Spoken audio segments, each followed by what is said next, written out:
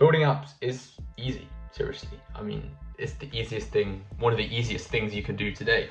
If you're building apps, coding it manually, and you're in denial that AI can do it for you, then I'm not going to sit here and convince you why AI can do it better than you, but just know you are behind. So if the hard part isn't coding anymore, if the hard part isn't building the app, the hard part isn't actually getting this app ready for launch and putting it to the App Store, where is the hard part? Well, it lies in sort of three significant areas. The first significant area is that pre-app launch. This is still ridiculously hard and where a lot of your focus needs to be.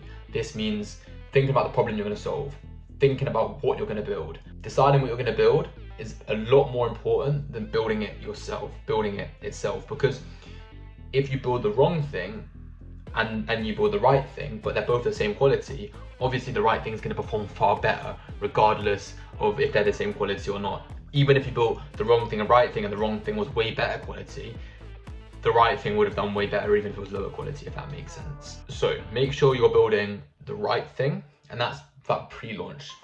Obviously in the middle we have important things you still need to learn, which is prompt engineering, focusing on problems of AI.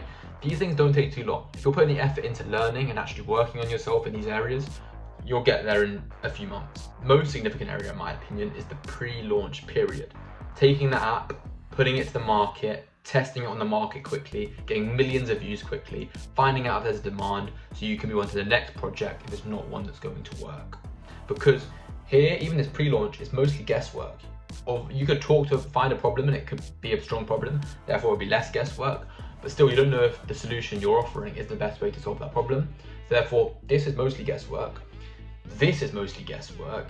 This is the only thing that's going to give you real results. So this is the most important thing. But this is where new builders are still getting it twisted. They're still focusing all their time on this, and they're just not giving enough time to the last thing.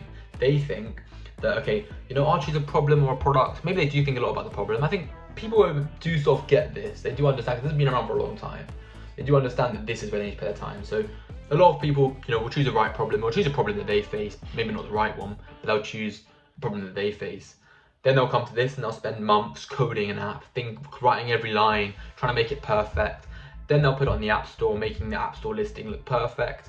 And then they'll sort of say, you know what, I've done the work now. Maybe they'll do some marketing, but they're not going to put the effort into the marketing. They're still going to be building new features, working on new code, and doing all the work on this, even when they're in the launch area. This is just not the area we live in anymore. And for the people who are doing this and spending all your time on the middle bit and the building and the coding, you're gonna fall so far behind. I launched Styler in the end of May. Styler is an AI fashion app. It was the second app I built. I built my first app and it never launched to the App Store. But the second app I built was Styler. Built it in under 2 weeks, about 20 days.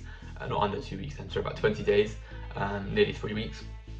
And so I had it in the App Store in under about 3 weeks. You can actually do them a lot quicker, by the way. This was me being slow because I was still learning a lot of things.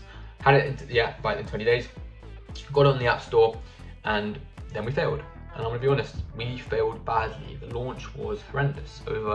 From May to the beginning of about end of August, we worked with probably about 10 influencers, small influencers. We probably achieved about 2 million views and probably got about 1,300 downloads. And yeah, we launched our paid version in the middle of August, and by the end of August, we had only made about $40. Then, in the end of August, I sort of started testing around and playing around with organic content more. And about the first week and last week of August, we got about 35 million views, maybe. I don't know the exact number, but somewhere around there from our organic content. And it's from testing ideas, doing creative stuff. We got a lot of views. However, from that, I only achieved about 500 downloads and probably made about 250 quid total. So we failed. But look at how long it took us to fail.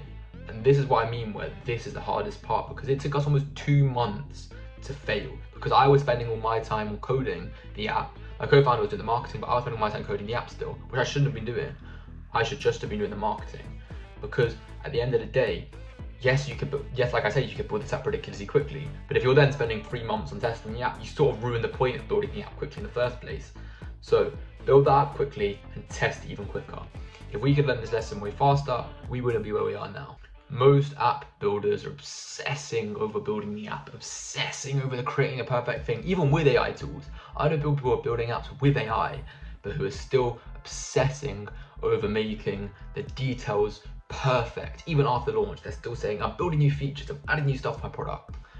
When it doesn't matter. The product itself is just your ticket into the market. Once you're in the market, selling is what you need to be doing. You know, the guy doesn't take his product to the market and just stand there cutting up bananas, does he? He doesn't take his bananas to the market and cut up bananas, or pick his bananas off the tree or wash them in the market. No, he takes his bananas to the market and he sells them. He sells them hard. And the harder you sell that product once it's in the market, the more stronger you're going to get feedback and the results you need. So yeah, building apps with AI is easy now. That's why it's such a cheat code. The thing that people don't want to hear is that shipping fast doesn't guarantee anything. The real advantage comes when you take AI speed building with lots and lots of marketing post-launch and just testing that app after launch really quickly. That's how you actually get somewhere. But yeah, hopefully that helped. Hopefully you learned a few things about what I think the future of app building is going to look like and where you need to be. This is where I'm going to be. This is where I see everybody who's doing well is. So position yourself in the right place and you will move, and your bank account will move with the market. Subscribe and check out another video.